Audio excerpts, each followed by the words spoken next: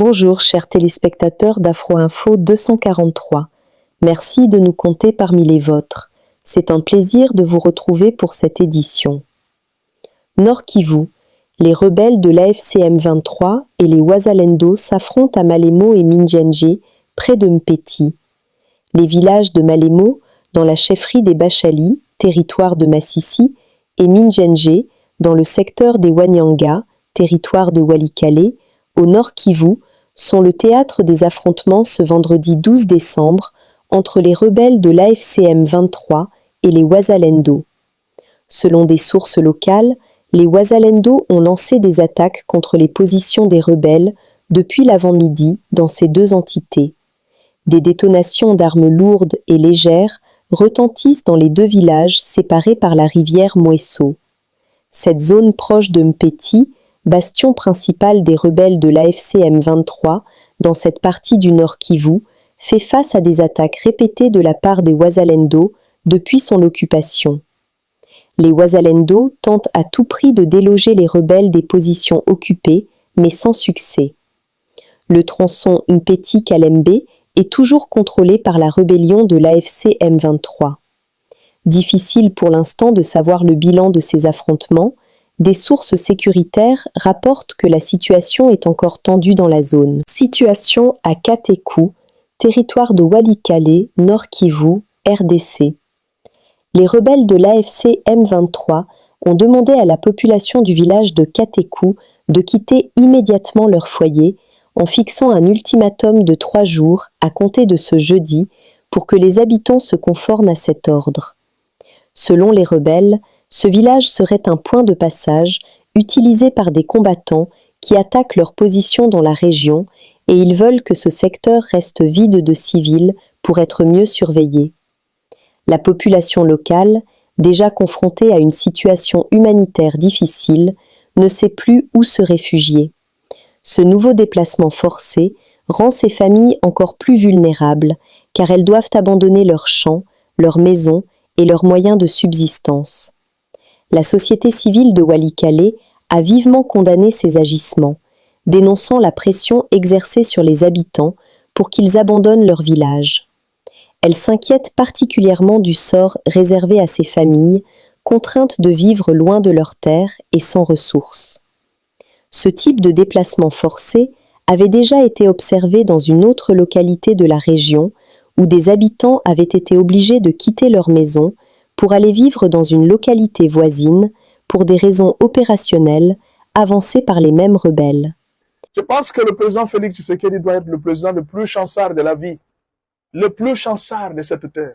Et je crois, monsieur le président Félix Tshisekedi, un jour, il faut aller dire merci à Paul Kagame. Paul Kagame, c'est un instrument que Dieu a choisi pour élever la RDC. La chute d'Ouvira, c'est une opportunité de plus pour Félix Tshisekedi. Une grande chance que Dieu vient de lui donner, comme il lui a donné pour la chute de Goma. La chute de Goma nous a permis d'avoir aujourd'hui la résolution 2773. Bien que les gens disent que non, ça ne fait rien, ça ne fait rien. Non, c'est un levier diplomatique de taille. Ça va beaucoup nous aider. Ne vous en faites pas. Tous ces bruits que Kagame est en train de faire, c'est terminé. Le président Félix Tshisekedi a déjà signé les accords avec les États-Unis. Ne vous en faites pas. N'ayez même pas peur. La chute d'Ouvira n'est qu'un avantage qu'on a donné, un cadeau qu'on vient de donner à Félix Tshisekedi pour renforcer son pouvoir, à moins que lui-même ne comprenne pas. Ça, c'est une chance que les M23 viennent de donner à Félix. Une chance. Et je crois que le président Félix Tshisekedi est le plus chancable de tous les présidents. Regardez aujourd'hui. Si je vous dis que Dieu utilise Kagame pour la RDC, et si on prend Ouvira, c'est peut-être Dieu est en train de dire aux Congolais, il dit que non, le niveau que j'attends de vous n'est pas encore arrivé. Le nombre de militaires n'est pas encore arrivé. Le nombre d'armes n'est pas encore arrivé. Élevez-vous, formez encore des militaires. Et Kagame est en train de nous aider à devenir de plus en plus puissants. Et ça, vous ne comprenez pas. Je sais que vous êtes en train toujours de voir le mauvais côté de la guerre. Non, il y a une différence entre un pasteur et un politicien. Vous voyez, pendant que je parle là, les politiciens ils ont un moral bas. Pourquoi? Parce que Ouvira vient de tomber. Nous, les pasteurs, on n'a pas un moral bas parce que nous parlons avec Dieu. Dieu nous dit des choses par rapport au pays. Et moi, je vous dis que la prise d'Ouvira est avantageuse pour Félix Tshisekedi. Le Congo, le pays de Kimbangu et de Kimpavita, a déjà traversé bien des tempêtes. À l'aube de l'indépendance, Kasavubu et Mobutu ont dû affronter des déchirures et qui menaçaient d'emporter la jeune République. Un État au Katanga, un autre au Kasaï. Plus tard, le Shaba est tombé 2 fois face aux forces négatives. Et à chaque fois, une seule force nous a relevés face à ces adversités. Notre unité nationale. Unité autour du Congo, unité autour du chef de l'État, unité autour de l'essentiel. Le président l'a dit, nous sommes en guerre. Aujourd'hui, chacun mesure enfin la profondeur de cette vérité. Dans une guerre, vous devez le savoir, oui, certaines batailles peuvent être perdues, mais jamais une cause juste ne perd lors de la dernière bataille. Et la nôtre est une cause juste. Donc nous allons gagner cette guerre. Il faut le dire avec la clarté du courage. L'agression contre la République démocratique du Congo porte un seul nom, le Rwanda. Et derrière cette agression, un seul homme, Paul Kagame, qui défie notre souveraineté, méprise nos frontières et piétine la vie de nos populations. Certains disent que les accords de Washington lui seraient favorables. Ils se trompent. Si ces accords l'avantageaient, pourquoi est-ce qu'il est en train de les violer? Kagame commet l'erreur de tous ceux qui se croient plus forts que l'histoire. Et l'histoire finit toujours par rappeler ses limites. Qu'il se souvienne de Jonas Savimbi, de Maniel Noriega et de Saddam Hussein, Kagame entre dans un cycle suicidaire. L'approche du président Tshisekedi est la bonne. Les Congolais le comprendront dans peu de temps. Le monde a besoin du Congo, de ses ressources, de sa position stratégique. L'accord avec les États-Unis est un partenariat gagnant-gagnant, loin des anciens contrats qui ont enrichi quelques individus, mais pas la nation. Je ne suis pas prophète, mais vous me donnerez raison. Sur le terrain des affaires, les États-Unis ne badinent pas, et l'obstacle qui s'appelle Kagame aujourd'hui sera écarté. Ce qui blesse dans tout ça, c'est de voir certains de nos propres frères se laisser instrumentaliser, trahir leur propre terre et se livrer à celui-là même qui les méprise. Ils sont nés dans la honte et grandissent dans la sorcellerie. Et lorsque ces mêmes alliés deviennent gênants, Kagame les élimine un par un.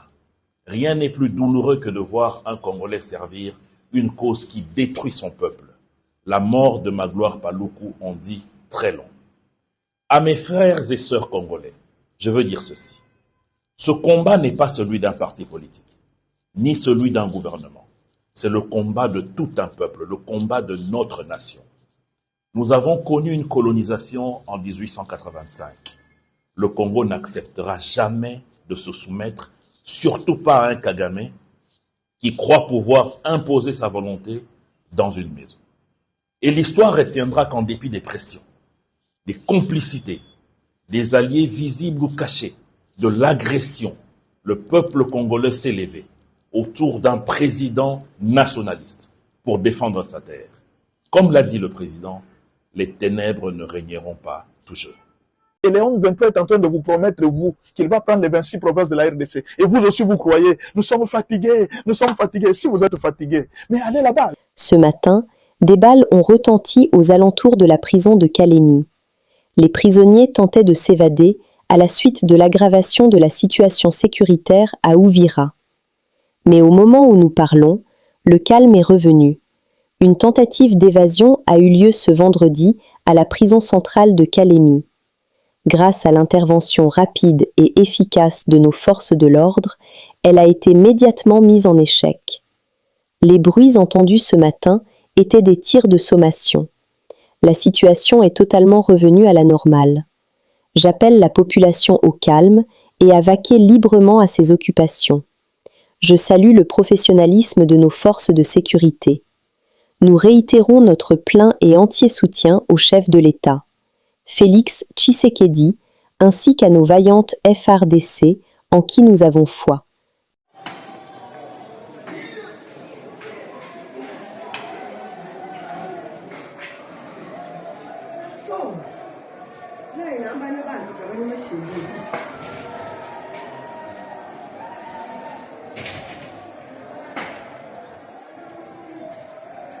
Les prisonniers menacent d'évader.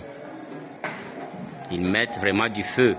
Il y a du feu dans la prison et les gardes de la prison sont en train de lancer des balles. Ce sont les crépitements que vous entendez. Nous sommes arrivés à la fin de cette édition. Merci à vous de nous avoir suivis jusqu'ici. Si vous avez apprécié ces contenus, n'oubliez pas de vous abonner à notre chaîne, d'activer la cloche de notification pour ne rien manquer de nos prochaines vidéos. Likez et partagez cette vidéo. On se retrouve très prochainement. À bientôt.